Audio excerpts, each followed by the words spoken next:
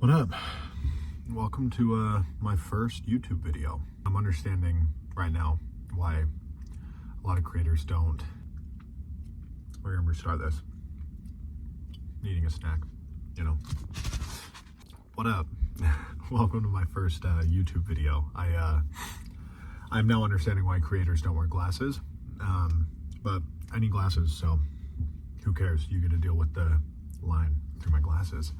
You know, I keep making videos thinking it's gonna be my first video and whatever, but this one's gonna be the first video. And I just kind of wanted to share a little bit about me and a little bit about my ultra running, my running career, my sporting career, and kind of what led to this point and me actually starting this channel and actually going about doing this. There are a lot of big goals this year. There's a lot of big things coming up. Things I can't share yet. I'm still working with a few people on them to make it happen, but yeah, so this is gonna be my first video. Hopefully I actually post it. I have a track record of saying this is my first YouTube video and then not posting it, so we'll see, but yeah, so let's get into it. A little bit about me, Mason, the buff runner. Kind of starting this and actually taking the initiative to start this now because I feel like I have a story to share. You know, I'm not unique and I'm not special, but by all means, I'm doing something a little bit different than a lot of people. You know, I haven't, you know, I said I'm the buff runner, and that's because, you know, it's my nickname, and people gave me that nickname because I'm big and I'm a runner. You know, I weigh over 200 pounds and we'll go out and run races. And I'll put up a picture right here of me winning a Spartan race. I got second place in the Spartan race, and that was at over 205 pounds. And you can see, you know, I'm taller than the other guys in this video. I'm clearly bigger than them. And you'll notice I'm taller than them, I'm bigger than them. And, you know, I'm able to still accomplish these feats while being over 200 pounds. And I've run ultra marathons. I've, you know, marathons, half marathons, and all the other stuff. But all of it I've done while being over 200 pounds. I've overcome some pretty gnarly injuries and done some other things that I think are a little bit unorthodox. And just my story of getting into running is also a bit unorthodox and not the norm. By no means, it's not the norm. And so I just want to share a little bit about that and a little bit about this story, and hopefully, you know, the 12 of you that will probably watch this video inspire someone to know that they can accomplish what they set out to do, and that even though they might not fit the norm of running and the norm of these things, that you can go out and accomplish these things, and you do have a place in the running community, in the ultra running community, in the cycling community, whatever community it is that you want to join. There's a place for the people who maybe don't fit that norm. Let's go back to the beginning and kind of how I got into the realm of sports in general, but into running. Back, you know, high school, football player. I weighed over 285 pounds. I was a defensive end, you know, and I had a handful of football scholarships, and I was good. I was all state, the whole 9 yards, but just decided not to play. And that, you know, I ended up going to Weber State University. That was where I spent my first 2 years of college. And I went there because of track and football scholarships and ended up pursuing neither. I was a thrower. I was not a runner in track. Now, let me be very clear there. Sports have always been a huge part of my life. And, you know, football, soccer, tennis, I've played most sports except, you know, rugby and, you know, some European sports, and because America. Yeah, so I have this background in sports that has gone back pretty far. But once I graduated high school and I was no longer playing sports, I didn't know what to do. I tried to pursue powerlifting because I was really good at powerlifting, and I also wanted to pursue bodybuilding just because, you know, I knew how to lift and I knew what to do in that realm. But again, I wasn't motivated, and I didn't really have direction with where I wanted to go. And so, you know, I just stayed heavy, got a little flabby, and I naturally lost a little bit of weight. Weighed about 265 pounds when the whole journey really started. And I naturally lost about 20 pounds. Just, you know, I'm no longer playing football and trying to keep this weight on. Naturally lost that weight. So I was about 265 when I really started this journey. And it was my wife and her family who invited me to run a Spartan race. And I joined her family to run a Spartan race, but I'm like, I can't run a Spartan race if I'm this big. And so I decided to lose a little bit of weight, start running. This was back in 2017, January 23rd, 2017 was my first ever trail run. And that's also something that makes this story a little unorthodox and not normal is I was never a runner. Never was I a runner. I was a football player. I played soccer for, I was on the Green Hornets. It's the only running I've ever done. Besides that, I was a football player. And so running was punishment. And if I ever did run, it was because I had to for a gym requirement or something. So I just wasn't a runner. For me to go straight from never running to trail running was very unorthodox and very not normal. This one Spartan race, like almost 2 hours to run the 5K. And Spartan races, there's, the obstacles and all the different things that you do when you run this. So it takes a little bit longer than, a normal 5K and, running it with family and stuff. And I was also a big boy. I made like 240 by the time the race came. So it took me about 2 hours. It was like an hour and 48 minutes to run this 5K, this first Spartan race. But I remember just being like, this was awesome. I need to do another one. So a couple months later, I had signed up for the Utah Super in June. And I remember I got 20 in the open category. I remember I trained and I trained and I trained. I got 25th place overall in the open, which not crazy fast, but I also was like, okay, I can actually kind of do this. So I signed up for another one and I ran a beast a little later that year. And I don't remember how well I did. I just remember it was super fun and it was my longest run I'd ever been on. It was a half marathon. My longest run up to that point, I think, was 6 miles. And so, or I guess a 10K because that's how far the other Spartan race was. But I had no watch. I had none of this stuff. I was just using my phone's GPS and I wasn't even running in trail running shoes. I had no idea what I was doing, but I just set out to accomplish this and was in love with it. I loved running and I was loving these Spartan races and I continued to follow this Spartan path and running these Spartan races and getting the trifectas, the double trifecta, the triple trifecta, and doing all the things in Spartan. And in 2019 I started racing in the age group category. Or I guess end of 2018 I started that, but 2019 I took it serious. That's when I qualified for the Spartan World Championship. That was the first time that I really realized that I was good at this. I always knew that I could do, I could run these races and, I was fit, I was fast, but, there was I always wanted to race in this race from like the years that I'd been doing it and, to qualify as quickly as I did, I was like, this is pretty awesome. That race ended up being a living hell and, anybody who ran that race in 2019 knows that it was cold.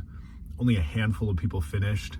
I think in the age group category, I think only like 20 people finished or something like that.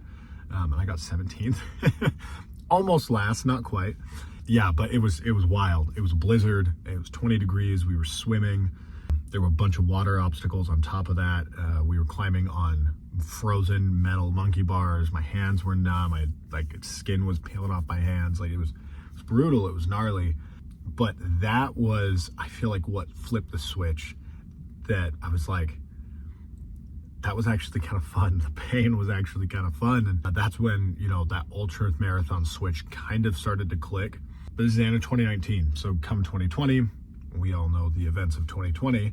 My buddy had just a few months before river rafted and then hiked out of the Grand Canyon.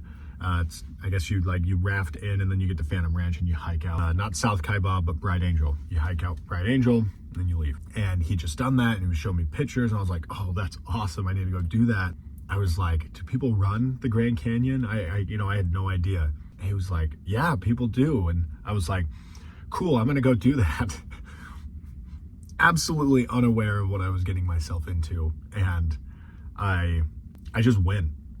I bought a cooler and I just put food in it and I slept in my car. I went alone. My wife couldn't come on the trip. I can't remember. I think it was a work thing or something. And I just left on a Friday. I ran it on Saturday and that was brutal. But that was my first ultra. It was a marathon, but I count it as an ultra because it's the Grand Canyon. Anybody who's been to the Grand Canyon maybe agrees with me. I don't know. But that was my first true glimpse at ultra running. And again, absolutely loved it. It was unbelievable. The Grand Canyon, for that being my first ultra, being completely unprepared, I completely bonked at the bottom. Not smart. Hello. I'm about 12 miles in. I hit a wall pretty hard. Just eating, sitting down. I hit it hard. No idea how to fuel. I'd never done anything like it. Again, just that itch for more. And so, COVID hits, we go through that, but it's COVID. There's no gyms open. There's none of that. So I just started running, and I started running more and more and more. And then I was like, well, let's do more of these ultras. These are fun. Kings Peak is the tallest peak in Utah. I was trying to find something that meant something to me. And back when I was 16, I actually tried to hike Kings Peak. I did hike Kings Peak, but I got severe hypothermia, kicked my ass. It was bad. It was over like a 3-day span. And so I was like, let's go conquer that shit. Let's retake that for ourselves. I spent a few months planning, getting ready for this run. And then me and my wife car camped and drove up to the Henry Ford trailhead, took off, and I ran. It was 33 miles. I got lost. Again, completely unprepared, completely unaware of what the hell I was even doing. My fueling strategy was a nightmare. I didn't know how to pace. I didn't really know. I knew a few people who ran, and I knew a few people in the community, but I just have kind of always done this on my own and been, again, unorthodox. I got it, kicked my ass, but my real introduction into ultra running and into this community was a friend of mine who I used to work with. I knew that she was an ultra runner. I always thought it was so cool, and I wanted to run these 50 milers, these 100 milers. And she reached out to me and was like, hey, I'm doing this race. I know you're getting into running. Maybe you'd be interested. And so I look into it. It was a 60-mile race. It actually was supposed to be like, you guys know how it goes. It was a 55-mile race, ended up being 60, partially because I got lost, but I'm really good at getting lost. Yeah, so she invites me, and I'm like, let's do this. Like, let's run this. Again, I just didn't even know how to ask questions. I just went out and signed up for this, and I trained to the best of my knowledge, and I was ready for it. I knowing what I know now, I was physically ready for this race. I had no pacers. I did this alone. I had no crew. I had nothing. I just set out and ran 60 miles pretty much by myself. My wife would come, and say hello along the way. And I think she brought me a little bit of food at one point, but again, no crew. I was raw dogging this shit. I had my pack. I had my salt. I remember I got there and they're like, everybody's packing. I see everybody with these salt packets. And I'm like, what's that? And they're like, you don't have salt? And so one of my buddies who was pacing for someone else, he got a whole bottle of salt, just like the salt pills, and just handed me. He's like, take one of these every hour. And so honestly saved my damn life on that run. But yeah, it was, again, no idea what I was doing. And again, that itch, but that race completely changed me. So I'd sprained my ankle and been having a weird ankle issue just right at the end of training, but it wasn't anything major. I was like, I'll be fine, take a week off. I'll lose a week of training, not the end of the world. I go to the race. I've done my full taper. I'm ready for the race, and I'm running. I'm feeling so good. I'm like, 15 miles into the race. I have a really steady pace. I'm feeling really good. Given a lot of the climbing had to come up, but based off of where I was at, I would have placed, top 10 in my first ultra. So I was feeling great. And even one of my buddies, because he was kind of with my wife along the way until he picked up, because she started like an hour before me, and then he picked her up and paced her. But he even told me, he's like, you're looking really good, dude. He's like, I'm surprised to see how well you're doing. And again, first true ultra and it was long. Mile 20 hit, and I got this really sharp pain in my ankle, like to the point that I could barely walk. And I just kept going And I kept going, and the pain kept getting worse and getting worse and getting worse. At mile like 35, I knew I was, because there was a really long gap between aid stations. I had like it was about a 13-mile gap between, there was mile 40 was an aid station, and then it was like mile 27. And it was like mile 35. I was like, I can't do this. I was like, if there is not, because no one had athletic tape at any of the other aid stations. I was like, if there's no athletic tape at this aid station, or if I don't find a medic on the way, I'm gonna DNF. And I got to mile 40 and they had athletic tape, and I did this janky half-ass tape job on my ankle. I'll show you guys a picture in a second here, and taped up my ankle, and I went, and again, the worst pain I've ever been in my life. Nothing comes close to it. And I crossed that finish line right at the cutoff. I got my buckle, I finished, and then I passed out while I was at the house a little bit after, and I had a scar on my face for a while because I hit my face on the banister, and I was fucked up. I was underfueled. I had no electrolytes. I was in excruciating pain. Come to find out, I tore my posterior tib, which they call the runner's Achilles. For anyone who doesn't know, it's brutal. Not a fun injury. I couldn't run for like 6 months. Taught me a big lesson. Taught me a really big lesson. Because again, I ran on my birthday a little later that year. It was my first run, but it was the slowest run of my life. I ran like 3 miles at like an 11-minute mile. But yeah, it was like almost 6 months that I really didn't run. Couldn't really lift weights because I couldn't hold weight on my leg. And so I do this, 6 months of recovery. I lose a bunch of weight, and, I'll show you guys a picture here. And, still fit, but, I lost a bunch of weight. And so then the switch flipped, and I was like, I got to change this. I've been told by 3 doctors at this point, I'll never run again. And if I do, I won't ever be the same. I'll hobble like an old man. And so, I got depressed and went through the whole process of grief. And then I was like, no, I can do this. I can show that, I am different. I've been different this whole time. So why can't I be different now? I sat down with my buddy and we came up with a training plan. He's a personal trainer, and I just went all in on this training plan, all in on this recovery. And since then, I've ran a handful of Spartan races, no true ultras yet, ran some marathons. I've done some relay races. I won my Spartan race in Hawaii, and we've crushed it. And now we're setting out this year. I've got a marathon coming up here in a little bit, so I'm trying to get back into ultra running. I did try to do a few events this last year.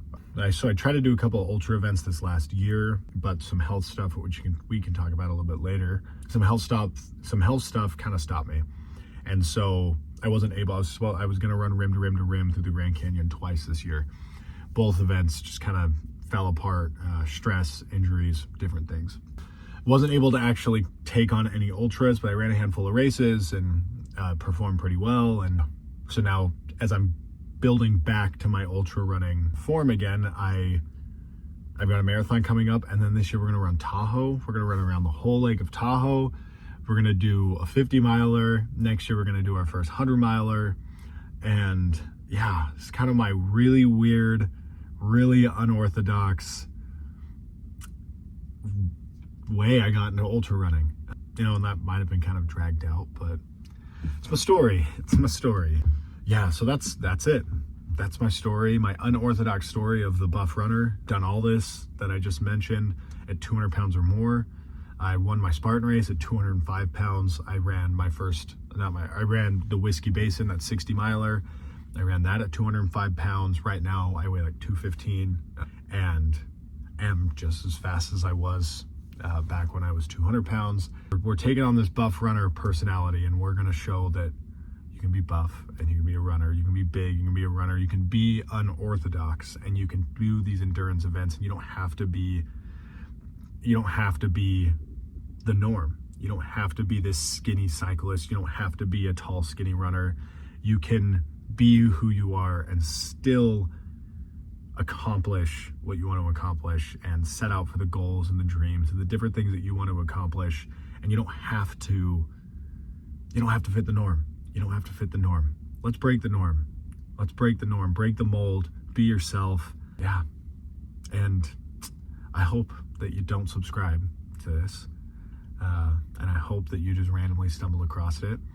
And I also hope no one's watching this, because I look ridiculous growing up my mustache, and I just shared a weird story about myself. So thank you for watching. If you did watch, if you're all the way at the end, go ahead and find me on all the socials if you want.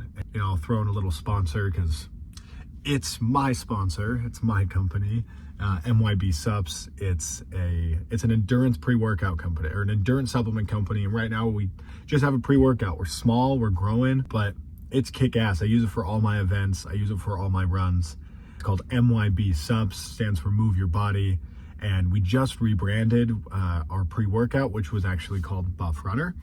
But we rebranded it. We wanted it to be more inclusive, because as I've been talking about, I want, we need to change the norms. And so I wanted it to be a more inclusive product. And so we changed the name to Move, because that's what matters, is that we're moving our bodies. So we'll give it a try. You can use code BuffRunner. It'll take 10% off the top. We've got a 15% off sale going on right now for the new year. So go check it out and let me know what you think. Thanks for watching.